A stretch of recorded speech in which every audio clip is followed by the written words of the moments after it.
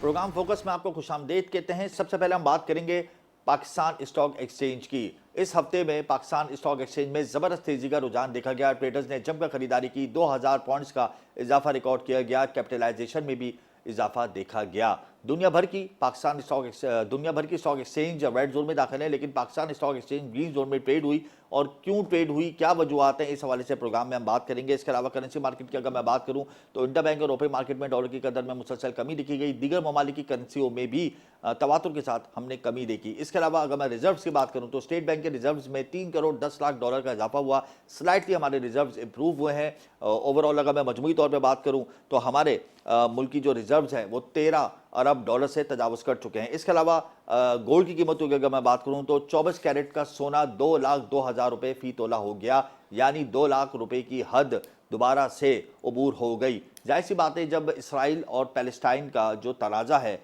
वो रूनुमा होगा और इसमें शिद्दत आएगी तो पेट्रोलियम मसवाद की कीमतों में भी आलमी मार्केट में इजाफा होगा और गोल्ड की कीमतों में भी इजाफा होगा। इसीलिए इसका एक इम्पैक्ट आया पाकिस्तान की मार्केट में और गोल्ड की प्राइसेस इंक्रीज हुई और 24 कैरेट सोने की कीमत 2,02,000 रुपये से तजावज़ कर गई। 10 ग्राम सोने की कीमत में 4,201 रुपये का इजाफा हुआ और 10 ग्राम सोना 1,73,182 रुपये को क्रॉस कर गया है। जाहिर सी बात है, इसका एक इम्पैक्ट आ रहा है जंग का, और हम देख रहे हैं कि रिसेशन भी देखने में आ रही है ऑल ओवर द वर्ल्ड और इससे अजनास की कीमतों में भी इजाफा हो रहा है। इसके अलावा इस हफ्ते भी महंगाई की शरह 38% से ज़्यादा रही। अजनास की कीमतों में मुसलसल इजाफा देखा गया, जिसकी वजह से एदाद शुमार आउट ऑफ कंट्रोल हुए और लोग यही कह रहे हैं, आवाम यही कह रही है कि सरकारी प्राइस लिस्ट की कोई रेट नहीं है। इस प्रोग्राम में इस हवाले से मुफस्सिल गुफ्तगू होगी। इसके अलावा मैं आपको ये बताऊंगा कि 40 लाख टन गंदम इस वक्त कराची पहुंच चुकी है रूस और रोमानिया से। 3 जहाज इस वक्त पोर्ट पर मौजूद हैं। कराची पोर्ट पर 2 जहाज और पोर्ट कासिम पर 1 जहाज। ये तमाम जहाज गंदम लेकर आए हैं रूस से और रोमानिया से। इससे पहले हमने देखा कि 4 जहाज गंदम से लदे कराची पोर्ट पर पहुंच चुके थे और आइंदा आने वाले 15 रोज में मजीद 4 से 5 जहाज आएंगे। तो जो जहाज पहुंच चुके हैं, अगर मैं गंदम का ओवरऑल फिगर निकालूं तो 40 लाख टन गंदम से जायद का फिगर बनता है। लेकिन इसके बावजूद भी गंदम की कीमतों में कमी नहीं होगी। ये बड़ी हैरानकुन बात है कि गंदम की कीमतों में कमी क्यों नहीं होगी जब वाफिर मकदार में गंदम मौजूद है। जी हाँ, तरसील बंद कर दी है ट्रांसपोर्टर्स ने। मुल्क भर में गंदम की तरसील मुतासिर हो गई है। 2 रोज से गंदम की तरसील बंद है। क्या वजूहत है, क्यों बंद है, क्या ऐसा पहाड़ टूट गया इंपोर्टर्स पर, ट्रांसपोर्टर्स पर, जिसकी वजह से गंदम की तरसील मुल्क भर में रुक गई और स्टील की तरसील भी मुल्क भर में रुक गई है, क्योंकि स्टील भी हम लोग इंपोर्ट करते हैं, जिसकी वजह से स्टील की तरसील मुल्क भर के लिए रुकी। और आइंदा आने वाले दिनों में जो सरिये की कीमत कम हुई थी, बड़ी तेजी से हमने देखा था कि 3 लाख रुपए फी टन सरिया पहुंच गया था और ये कम होकर 2,65,000 और 2,70,000 रुपये फी टन हो गया था। अब इसकी तरसील क्यों मुतासर हो गई, क्या वजह है, इस प्रोग्राम में हम डिस्कस करेंगे। ट्रांसपोर्टर्स की क्या डिमांड है, ट्रांसपोर्टर्स क्यों वो डिमांड कर रहे हैं, जिसकी वजह से पैदावारी लागत में इजाफा होगा और गंदम और आइंदा आने वाले दिनों में स्टील की कीमतों में होश रुबा इजाफा होगा। लेकिन सबसे पहले इस प्रोग्राम में हम डिस्कस करेंगे पाकिस्तान स्टॉक एक्सचेंज को ब्रीफली, के पूरे हफ्ते स्टॉक ट्रेडिंग की क्या कारकर्दगी रही, क्या कैपिटलाइजेशन रही। इसी हवाले से प्रोग्राम में इस वक्त हमें ज्वाइन कर चुके हैं सलमान नकवी, स्टॉक एक्सपर्ट हैं। बहुत शुक्रिया सलमान साहब। पूरी दुनिया की स्टॉक एक्सचेंज, ख्वाह वो गल्फ की हो, ख्वाह वो यूरोप की हो, ख्वाह वो ऑस्ट्रेलिया की हो, वो रेड जोन में दाखिल हो गई पैलेस्टाइन और इसराइल के कॉन्फ्लिक्ट की वजह से। लेकिन पाकिस्तान स्टॉक एक्सचेंज की कारकर्दगी बड़ी ज़बरदस्त रही। 2000 पॉइंट्स का इजाफा हुआ, 49,000 का लेवल एनवीडी इंडेक्स क्रॉस कर गया। क्या वजह है और आइंदा आने वाले सेशंस को कहाँ देख रहे हैं? बिस्मिल्लाहिर्रहमानिर्रहीम। जी, आपका कहना दुरुस्त है। और ये जो पिछला हफ्ता गुजरा है उसमें स्टॉक एक्सचेंज के लिए बड़ा यादगार था। इस हफ्ते में तकरीबन 2000 पॉइंट्स का स्टॉक एक्सचेंज में इजाफा हुआ और स्टॉक एक्सचेंज का इंडेक्स 49,000 को अबूर करके तकरीबन 6 साल बाद उस सतह पर पहुंचा जो आज से 6 साल कबल स्टॉक मार्केट थी। जी इसके साथ साथ मार्केट की कैपिटलाइजेशन में भी 15 से 16% इजाफा हुआ इस हफ्ते में और मार्केट के वॉल्यूम में तकरीबन 4.2% का वीक ऑन वीक बेसिस पर इजाफा हुआ। ये तमाम चीज़ें इसलिए हो रही हैं कि बहुत सारी ऐसी सपोर्टिंग ख़बरें हैं, हुकूमत के इक़दामात हैं और ख़ास तौर पर army chief general Syed Asim Munir साहब ने जी जो एक्शन लिया है अगेंस्ट डॉलर्स के स्मगलिंग के ख़िलाफ़, स्मगलर्स के ख़िलाफ़, गैर मुल्की पाकिस्तानियों को पाकिस्तान से बाहर निकालने का और बहुत सारे दीगर इक़दाम जो वो ले रहे हैं और जी। जिसका इम्पैक्ट अब हम मईशत में आता हुआ देख रहे हैं, उसकी वजह से स्टॉक मार्केट के इन्वेस्टर्स के कॉन्फिडेंस में भी इजाफा हुआ, स्टॉक की वैल्यूएशन में भी इजाफा हुआ और बहुत सारे मैक्रो इकोनॉमिक्स इंडिकेटर्स में भी पॉजिटिविटी नज़र आई है। लेकिन सलमान साहब, हम ये एक्सपेक्टेशंस रखें कि आइंदा रहने वाला हफ्ता जो है वो करेक्शन ड्यू नहीं होगा, क्योंकि मार्केट ऑलरेडी इतनी ऊपर जा चुकी है। अनाउंसमेंट सीजन तो है, इसमें तो कोई दो राय नहीं, करेंसी का भी एक पॉजिटिव इम्पैक्ट आ रहा है, लेकिन अगर सेकंड सेशन में मार्केट की करेक्शन आती है तो आप कहाँ देख रहे हैं मार्केट को?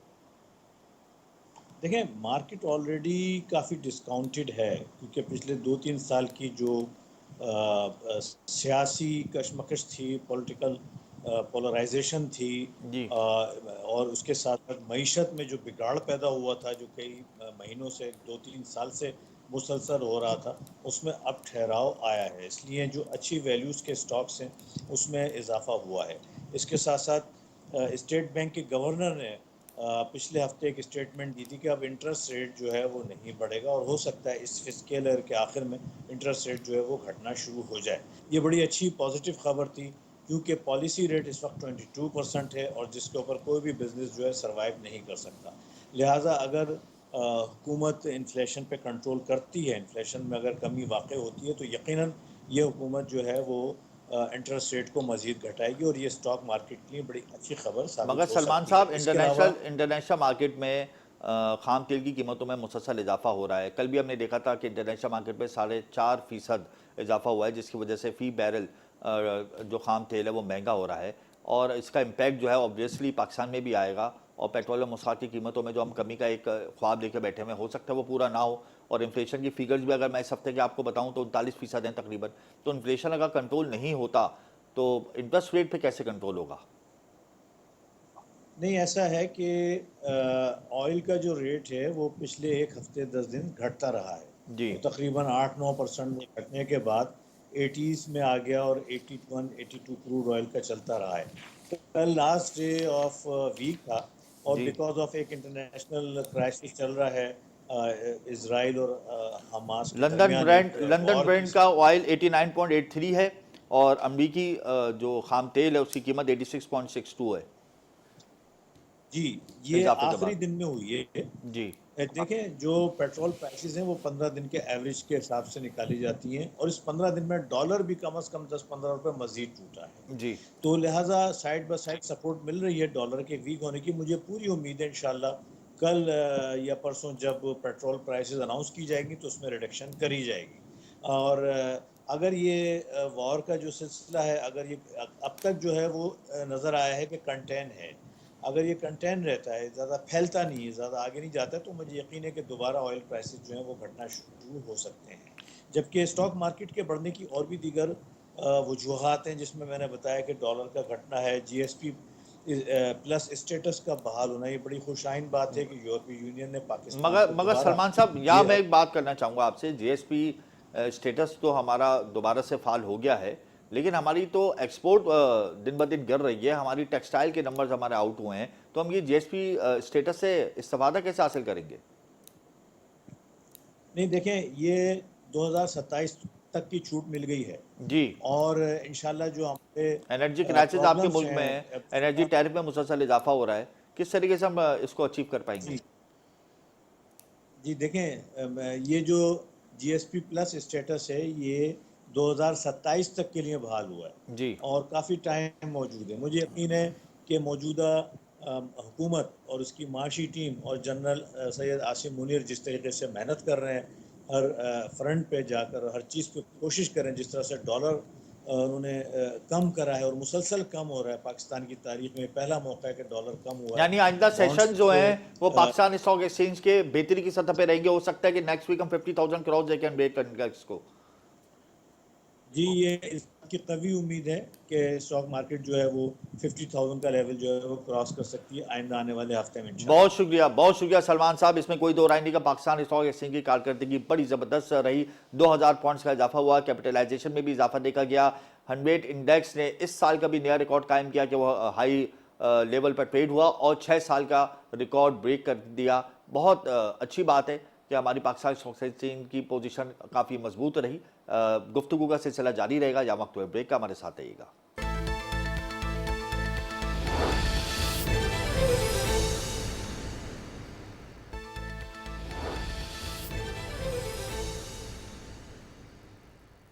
Welcome back. 40 लाख टन गंदम इंपोर्ट इस वक्त कर चुके हैं हम लोग, लेकिन उसके बावजूद भी गंदम की कीमतों में कमी नहीं हो रही, बल्कि इजाफे का खदशा पैदा हो गया है। क्या वजूहात हैं, किस वजह से गंदम की कीमतों से इस्तेफादा हासिल नहीं कर सकेगा एक आम सारिफ? इसी हवाले से इस वक्त हमें प्रोग्राम में ज्वाइन कर चुके हैं चौधरी आमिर अब्दुल्ला, सदर हैं Pakistan flour mills association Sindh zone के। चौधरी साहब, क्या वजूहात हैं? गंदम से लदे बड़े बड़े जहाज़ हमारे पास आ गए हैं। पोर्ट कासिम पर एक जहाज़ खड़ा है, कराची पोर्ट ट्रस्ट पर 2 जहाज़ खड़े हैं, मजीद 15 दिनों में 5 जहाज़ आने वाले हैं रूस और रोमानिया से। उसके बावजूद भी अगर गंदम की कीमतों में कमी नहीं आ रही तो फिर इंपोर्ट करने की क्या ज़रूरत थी? जी, बहुत शुक्रिया आपने इनवाइट किया। देखिए, कमी जो आएगी वो ग्रेजुअली आएगी और कमी आना शुरू हो गई है। आपको इसका रिजल्ट जो 20 तारीख के बाद वाज़ेह होना शुरू हो जाएगा। अभी तो जैसे पहली तारीख से और पिछले महीने की 25 तारीख से जहाज़ लगने शुरू हुए हैं। आहिस्ता-आहिस्ता डिस्ट्रीब्यूशन हो रही है। इंटीरियर सिंध भी जा रहा है माल और कराची में भी डिस्ट्रीब्यूट हो रहा है। तो रेटों की बेहतरी आपको 20 तारीख के बाद नज़र आ जाएगी इसमें इंशाल्लाह। रवा महीने की 20 तारीख के बाद आप कह रहे हैं कि कीमतों में कमी होना शुरू हो जाएगी।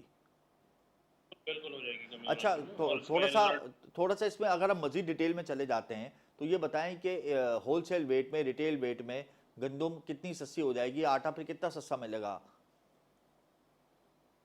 देखें तकरीबन 110 रुपए किलो के करीब होलसेल में गंदम हो चुकी 110 है रुपये अभी फिलहाल होलसेल में तो। हो जाएगा आटा, आप ये कह रहे हैं? नहीं, गंदम की बात कर रहा हूँ। फिलहाल 110 रुपए किलो होलसेल में हो गई है गंदम ना। गंदम होलसेल में मजीद 110 नीचे रुपये की हो जाने गई का है। इसमें जी, मजीद नीचे जाने का चांस है। ये सारे मामला 20 तारीख के बाद सेटल हो जाएंगे इंशाल्लाह।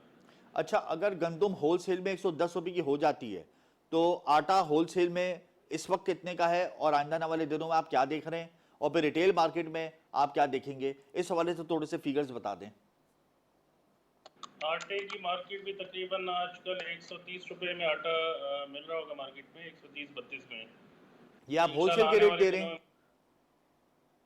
जी होलसेल मार्केट में आप मैं कह रहे हैं मैं तकरीबन ये होलसेल के रेट दे रहा हूँ आपको। जी। और रिटेल भी 135 से ऊपर अभी नहीं होनी चाहिए, नहीं होगी। मगर आप मार्केट को चेक करेंगे तो चौधरी साहब, आपका जो पिछले रेट है होलसेल मार्केट का और रिटेल मार्केट का आटे का, और जो इस वक्त जो मार्केट में अगर हम चले जाते हैं आटे की खरीदारी का, तो उसमें तो बड़ा फ़र्क है। होलसेल में तो आटा इस वक्त फाइन आटा 140 से 147 रुपये फ़ी किलो मिल रहा है, और 2.5 नंबर आटा जो है वो 136 से 137 रुपये फ़ी किलो मिल रहा है। और अगर मैं रिटेल में चला जाऊँ तो 160, 170, 175 फ़ी किलो मिल रहा है आटा।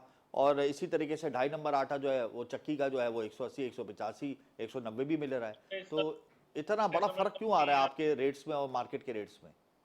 एक बार जो मैं आप चेक कर लें, ऐसा अब नहीं है सर। ये पिछले वीक की बातें हैं, पिछले हफ्ते की बात ही है। अब ऐसा नहीं है। आप एक आध दिन में चेक कर लीजिएगा, एक दिन पहले या एक दिन बाद में। अब ऐसा नहीं है। फिलहाल आटे की मार्केट बहुत मिनिमाइज हो गई है और बहुत रेट कम हो गए। 130 135 से 40 रुपए से ऊपर आटा फिलहाल नहीं है मार्केट।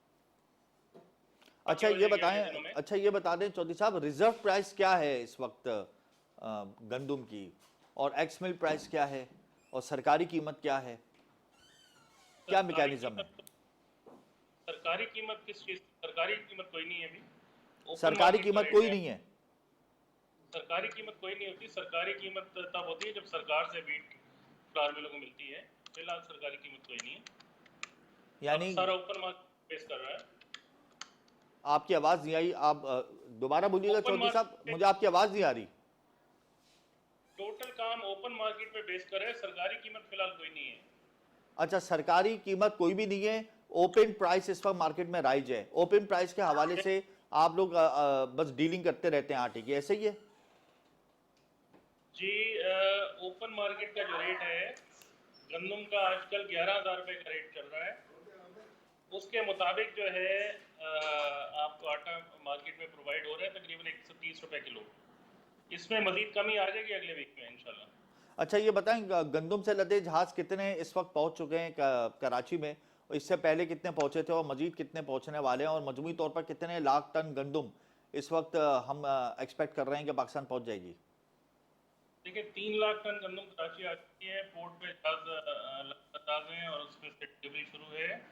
मजीद 3-1 लाख टन की एक्सपेक्टेशन है इस मंथ के एंड तक। तो मजमूई तौर पर कितने लाख टन गंदुम हम देखेंगे कि पाकिस्तान पहुंच गई है? 40 लाख टन गंदुम के करीब आ जाएगी या इससे ज्यादा क्या है? 3 lakh ton sir, 3 lakh ton आ चुकी है, 3 लाख टन इस महीने और आ जाएगी। इसके बाद अगले महीनों में ग्रेजुअली आता रहेगा। मिलियन टन के करीब सौदे हो चुके हैं गंदम के, और वो ग्रेजुअली आती रहेगी दिसंबर तक, जनवरी तक। अच्छा, ये मुझे बताएं, 2 रोज के लिए ट्रांसपोर्टर्स ने 2 रोज से तरसील बंद कर दी आटे की। अब ये आटे की तरसील क्यों बंद हो गई, क्या वजह है? और अब आप तो कह रहे हैं कि आइंदा आने वाले दिनों में कीमतों में बड़ी कमी हो जाएगी, और यहाँ पर तो कीमतों में इजाफे का खदशा पैदा हो गया है। गंदम की तरसील का मसला पोर्ट पे चल रहा है, आपसे अर्ज किया था। एक्सल लोड की प्रॉब्लम आ गई है। ये काफ़ी सालों से ये सिलसिला चल रहा है, दोबारा इम्प्लीमेंटेशन की तरफ गवर्नमेंट आ रही है। जैसे 30 टन की एक गाड़ी है, उसको कहा जा रहा है कि आप 17 टन लोड करें, यानी लोड को आप हाफ कर दें ताकि रोड की जो पोजीशन है नेशनल हाईवे अथॉरिटी की वजह से वो ख़राब ना हो, एक रूल बना हुआ है। लेकिन इसकी इम्प्लीमेंटेशन जिन मुल्कों में हो रही है, मैं एक बात वाज़ेह कर दूं कि वहाँ पे ट्रांसपोर्टेशन 50% से ज़्यादा रेलवे पे होती है तरक्की याफ्ता ममालिक में, जहाँ ऐसे रूल रखे जाते हैं। हमारे मुल्क में तो बाय ट्रेन आपको पता है कोई ट्रांसपोर्टेशन गुड्स की नहीं हो रही है, टोटल लोड हमारी सड़कों पे है। हमें चाहिए कि पहले अपनी ट्रेन वाली ट्रांसपोर्टेशन कार्गो सिस्टम को सेट करें ताकि 50% से ज़्यादा ट्रांसपोर्टेशन हम रोड के ऊपर आए।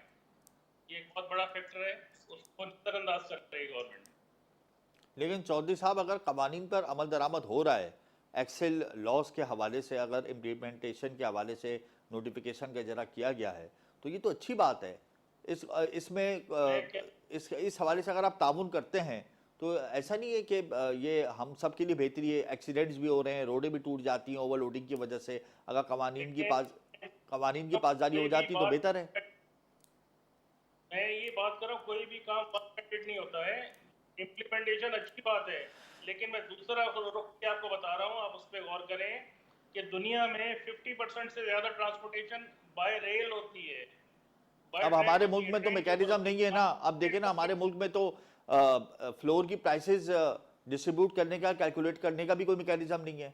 तो जाहिर सी बात है, फिर आटे की तरसील का भी कोई मैकेनिज्म नहीं है। तो हमारे मुल्क में तो आवे का आवा बिगड़ा हुआ है। तो इसकी वजह से एक आम उसको सारिफ जो है आगे वो क्या मुतासर हो जाता है। अब 2 रोज से अगर आटे की तरसील मुतासर हो रही है मुल्क भर के लिए 2 रोज से, तो आपको नहीं लगता कि जब ये खबर फैलेगी या बहुत सारे लोगों को इस खबर का इल्म हो गया तो उन्होंने आटा स्टॉक करना शुरू कर दिया होगा, आटे की कीमतों में सट्टा चलाना शुरू कर दिया होगा खुद साख्ता तौर पे?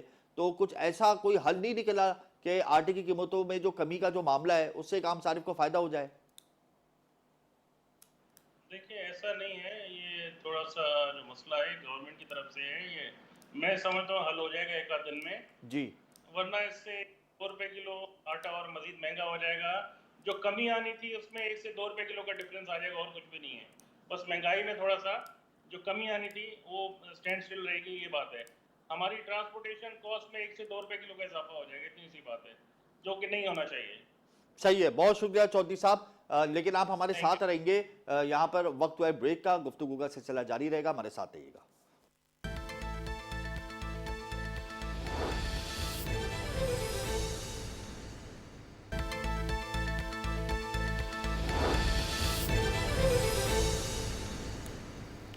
Welcome back. प्रोग्राम इस वक्त हमें ज्वाइन कर चुके हैं ऑल आयरन स्टील मर्चेंट के प्रेसिडेंट हम्माद पूनावाला, क्योंकि हम देख रहे हैं कि पोर्ट पर गंदम के अलावा स्टील के गुड्स भी रुक गए हैं, तरसील मुतासर हो गई है। मुल्क भर में स्टील की प्राइसेस कम हुई थी, लेकिन जो मुतासर हुई है लोडिंग, उसकी वजह से स्टील की कीमतों में इजाफे का खदशा पैदा हो गया। इसी हवाले से हम हम्माद साहब से बात करेंगे। हम्माद साहब, क्या माजरा है? ये एक्स लोडिंग के जो कवानीन है वो तो बड़े पुराने राइज हैं, फिर एकदम से इस हवाले से तरसील क्यों रोक दी गई है ट्रांसपोर्टर्स की जानिब से? देखिए, आपने देखा होगा गुज़िश्ता दिनों जो एक नोटिफिकेशन जारी हुआ था, जी।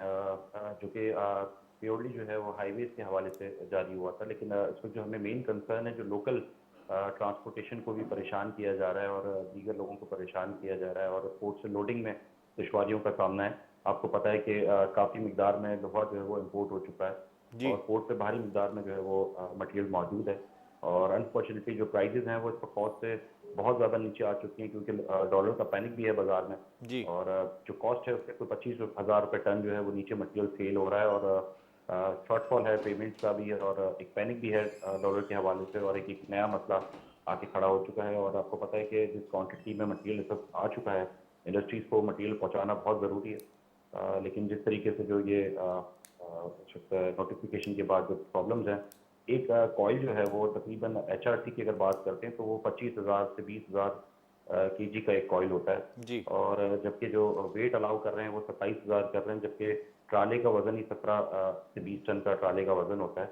तो ये पॉसिबिलिटी नहीं है कि मटेरियल को कटिंग करवा के ले जाया जा सके। वो एक अपना एक वॉल्यूम होता है उसका, उसको जो है वो अगर गाड़ी में रखवाते हैं तो 40,000 के करीब टन जो है वो वेट हो जाता है। तो बड़ा मुश्किल है कि उसको जो है वो ट्रांसपोर्टेशन करवा सकें। तो ये सब चीज़ों को देखते हुए अगर तो हमारे पास रिसोर्सेज हैं कि इतनी गाड़ियाँ हम अवेलेबल कर सकते हैं, पोर्ट के पास अगर इतने रिसोर्सेज हैं तो ऐसी चीज़ों पे इम्प्लीमेंट किया जाए।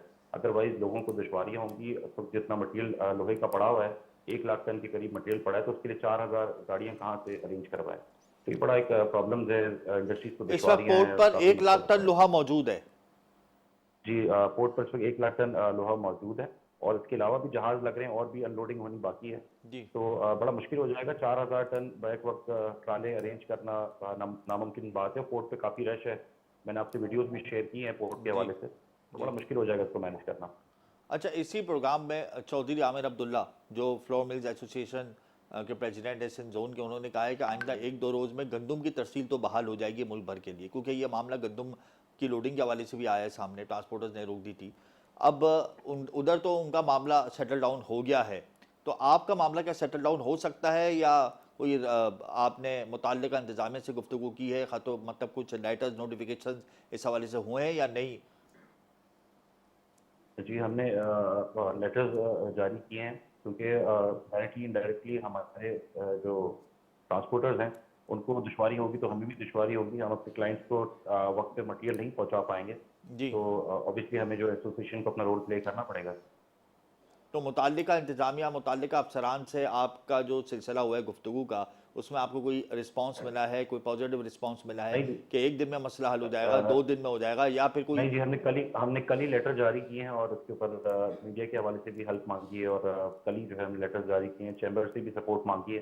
तो इंशाल्लाह उम्मीद है कि मंडे तक कोई ना कोई मीटिंग लाइन अप होंगी। अच्छा अम्माद साहब, ये जो एक्सेल का जो लॉ है, ये हमारे मुल्क में काफ़ी सालों से राइज है और इस हवाले से कोर्ट के ऑर्डर्स भी आए हुए हैं। तो अगर ओवरलोडिंग होती है तो जाहिर सी बात है इससे हमारी शाहराहों को नुकसान पहुंचता है, एक्सीडेंट का मसला होता है। फिर हमने देखा है कि बड़े बड़े ट्रक्स जो हैं वो जब लोड करके लेके जाते हैं तो वो उनके कंटेनर एक्सीडेंट का भी शिकार हो जाते हैं, कभी उलट भी जाते हैं, जिससे जानों का ज़िया हो जाता है। तो अगर ये बात की जा रही है कि ओवरलोडिंग ना की जाए, या अगर मिसाल के तौर पे एक ट्रक की 30 टन की कैपेसिटी है और उसमें आप 18 टन अगर लोड करें, सामान्य एग्जाम्पल के तौर पे, तो ये अच्छी चीज़ नहीं है? ये हमारे मुल्क में तो होनी चाहिए ना। अगर इस के ऊपर पाबंदी लगाई जा रही है और कहा जा रहा है कि इसको फॉलो करें, तो ये तो इसको हम पॉजिटिव ना लें बात को। हमजा मैं आपकी बात से एग्री कर रहा हूँ लेकिन मैंने आपसे बताया कि प्रैक्टिकली अगर हम HRC की बात करते हैं तो सबसे ज़्यादा इस पे इफेक्टिव जो है वो HRC हो रही है। जी ठीक है, हॉट रोल्ड कॉइल जिसको कहते हैं। जी वो काफ़ी ज़्यादा उसका खाम माल मौजूद है, इंडस्ट्रीज चलती हैं, इंडस्ट्रीज जो है वो HRC के बगैर चलना बड़ा नामुमकिन बात है उनके लिए। अब उसका एक वेट मिनिमम 20 टन होता है तो अगर 20,000 केजी जब एक कॉइल का वेट होगा तो ऑब्वियसली ओवर वेट तो जाएगा ही जाएगा। वो ये पूरी दुनिया में इसी तरीके से जाते हैं कॉइल्स, पूरी दुनिया में, पाकिस्तान में तो बनते नहीं हैं। तो ये तो इम्पोर्ट होते हैं तो उसका वेट ही इतना तो होता है। लागत में कितना तो ये इजाफा देख रहे हैं पॉसिबिलिटी नहीं आइंदा आने होगी वाले इसको दिनों उस में? पे इम्प्लीमेंट सरिये की करना। कीमतों में कितना आप इजाफा देख रहे हैं? अगर यही मामला बदस्तूर कायम रहता है, कहीं ऐसा तो नहीं है हमाद साहब के बहुत ज़्यादा प्राइसेस नीचे आ गई तो थोड़ा सा प्रॉफिट टेकिंग की वजह से ये मामला किया जा रहा हो? ये गुमान तो नहीं रखे हम लोग? देखिए हमारा तो मैंने आपको शुरू में ही बताया कि दूसरा मामला है। हमारा प्रॉब्लम्स ये है कि जो इस वक्त इम्पोर्ट की जा रही है, इस वक्त जो हमारा इम्पोर्टर है वो 250 रुपये डॉलर के हिसाब से मटेरियल बेच रहा है। तो वैसे ही बहुत ज़्यादा लॉसेज हैं लोगों को। हमारा तो अंडर कॉस्ट आ चुका है मटेरियल ना। तो आज के अगर डॉलर से मटेरियल सेल नहीं हो रहा है, ये हो रहा है फ्यूचर के डॉलर से मटेरियल सेल। तो सही। 250 और 260 रुपये के हिसाब से तो मटेरियल सेल किया जा रहा है हमारे यहाँ। सही है। अच्छा चौधरी आमिर साहब, मैं आपकी जानिब दोबारा आऊँगा। आपने कहा कि ट्रांसपोर्टर्स के जो मसाइल हैं वो आइंदा 1-2 रोज़ में हल हो जाएंगे और फिर गंदम की तरसील मुल्क भर के लिए दोबारा से बहाल हो जाएगी। तो आपने वो क्या फार्मूला अपनाया जिससे आप लोगों का ये मसला हल हो गया? क्योंकि स्टील मर्चेंट वाले तो इस वक्त अताप का शिकार हैं और अमाद पूनावाला ने कहा कि इस वक्त कोई उम्मीद नहीं है कि कोई हमें गुड रिस्पांस मिले, कोई पॉजिटिव रिस्पांस मिले। तो आपने ऐसा क्या किया जिससे आपको फौरी तौर पर रिस्पांस मिल गया और 1-2 दिन की आपने डेडलाइन दे दी? मसला होना चाहिए, मसला होना चाहिए। कराची चैम्बर से भी मैंने रब्ता किया इस सिलसिले में। मैंने आपको इसका एक ही हल बताया कि हमारे मुल्क में रोड के अलावा ऑल्टरनेट ट्रांसपोर्ट नहीं है। दूसरी वर्ल्ड में जो है वो बाय ट्रेन ट्रांसपोर्ट होती है 70% गुड्स की, रोड की ट्रांसपोर्टेशन होती है 30 से 40%। जी। हमारे यहाँ तो अल्लाह की मेहरबानी से सब कुछ होता ही रोड पे है। तो ये रूल इतनी जल्दी इम्प्लीमेंट नहीं कराया जाता। पहले ट्रेन का ट्रैक सीधा करें ये लोग, उस पे ट्रांसपोर्ट को डालें, कंटेनर्स को डाल के लेके जाएं लाहौर तक। बाकी रोड को थोड़ा सा ये फ्री करें। चौधरी साहब, फिर ये ये तो आप चीजें बहुत बहुत आगे की बात बता रहे हैं। बिल्कुल ये तो बात इंफ्रास्ट्रक्चर जब बेहतर होगा शहर का, जब उस पर हुकूमतें पैसा लगाएंगी तो कुछ होगा। कराची के लिए तो कोई तरक्याती बजट ही नहीं रखा जाता। बजट में आपको भी मालूम है कि सिर्फ K4 का मंसूबा ही कई सालों से इस वक्त रखा हुआ है। तो रोडें और रेलगाड़ियों की पटरियां कहाँ बिछेंगी शहर में? लेकिन मुझे ये बताएं कि फौरी तौर पे सलूशन क्या है? फौरी तौर पे नहीं, फौरी तौर पे इसका कोई हल नहीं है। फौरी तौर पे अगर ये हल निकालने जा रहे हैं तो ये बहुत जुल्म कर रहे हैं इंडस्ट्री के साथ भी और अवाम के साथ भी। और डीजल का बिल आपको पता है कि कितना हाई हो जाएगा इसकी वजह से। इनका इंपोर्ट बिल कितना हाई हो जाएगा इस तरफ इन्होंने अभी सोचा नहीं है। टोटल आपका डीजल जो है इंपोर्ट होता है, आपको उसकी खपत के लिए डीजल चाहिए, आपका ट्रांसपोर्टेशन की कॉस्ट डबल हो रही है हमारी, अवाम के ऊपर सारा बोझ जा रहा है। इसका हल ये नहीं है जो ये करने जा रहे हैं। अच्छा इसका हल चौधरी साहब ये बता दें कि इतनी लाख टन हमने गंदम इंपोर्ट की, तो आप क्या समझते हैं होलसेल मार्केट में और रिटेल मार्केट में फी किलो गंदम की कीमत में कितनी कमी हो जाएगी? देखें, 12,400 रुपये गंदम थी इंपोर्ट शुरू हुई है जी। और आप 12,400 से मतलब है 124 रुपये किलो गंदम थी, आज 110 रुपये किलो गंदम हो गई है। मजीद कमी की इसमें उम्मीद है। तो आपका होलसेल आपका मार्केट में गंदम 110 रुपए फी किलो हो गई है। आप कह रहे हैं इसमें मजीद कमी की उम्मीद है? आटे की कमी में भी उम्मीद है अगले दिनों में आके सारे मामला ये सेटल हो जाएंगे। लेकिन फिलहाल ये ट्रांसपोर्ट के मसले को आप हाईलाइट करें, अच्छा ये बहुत जरूरी है। चौधरी साहब, मैं यहाँ आपसे एक बात और पूछूंगा कि इस वक्त होलसेल मार्केट में आटा 110 रुपए फी किलो है। आप कह रहे हैं कि आइंदा आने वाले दिनों में मजीद कमी होगी। कितनी कमी आप देख रहे हैं? गंदम 110 रुपए है, आटा तकरीबन 130 से 32 रुपए किलो है। जी। गंदम में मजीद कमी हो सकती है कितनी 20 हो तारीख के सकती है बाद। चौधरी साहब? कितनी कमी हो सकती है? कितनी कमी? कम 5 रुपए, 8 रुपए, 10 रुपए, 5 कितनी? से 10 रुपए कमी हो सकती है सर इसमें। यानी 100 रुपए गंदम होलसेल मार्केट में फी किलो हो जाएगा। आप ये कह रहे हैं कि आइंदा आने वाले चंद दिनों ये में। आइंदा एक्सपेक्ट कर रहे हैं इंशाल्लाह हो जाएगा, उम्मीद है। अच्छा, आखिर में मुझे हम्माद साहब ये बता दें कि अगर इंतजामिया आपको ग्रीन रिस्पांस नहीं देती, पॉजिटिव रिस्पांस नहीं देती लोडिंग के हवाले से, एक्सेल लोडिंग के हवाले से, तो क्या होगा? सरी की कीमतों को कहाँ देखेंगे? अगला स्टेप क्या होगा? आपके ऊपर तो डिटेंशन और डैमेजेस भी लग जाएंगे। तो इस हवाले से क्या प्लान आप लोगों ने फौरी तौर पर बनाया है? देखिए, एक तो ये प्रैक्टिकल नहीं है। आपको पता है कि रोड पे ट्रैफिक का जो है वो दबाव बढ़ जाएगा अगर इतनी ज़्यादा गाड़ियां इस्तेमाल करनी होंगी, और मेरा ख्याल इतनी ज़्यादा गाड़ियां अवेलेबल भी नहीं है। जी। दूसरा ये कि आपको पता है कि हम वैसे ही नुकसान में जा रहे हैं, हमारे मटेरियल डैमेजेस में भी जा रहे हैं। लेकिन जो सबसे बड़ा नुकसान होगा वो गवर्नमेंट को या पाकिस्तान को सबसे बड़ा नुकसान होगा। इंडस्ट्रीज़ को खाम माल नहीं पहुँच पाएगा तो इंडस्ट्रीज़ भी बंद होने के खदशात। कितने लाख टन इस वक्त लोहा आप के हिसाब से मौजूद होगा और कितने लाख टन सर फ्लोर पे, आने इस वक्त वाला फ्लोर पे आइंदा आने वाले दिनों में जो जहाज अभी लेकर आ रहे हैं उसके अगर मैं ओवरऑल मिला लूं तो कितने लाख टन होगा?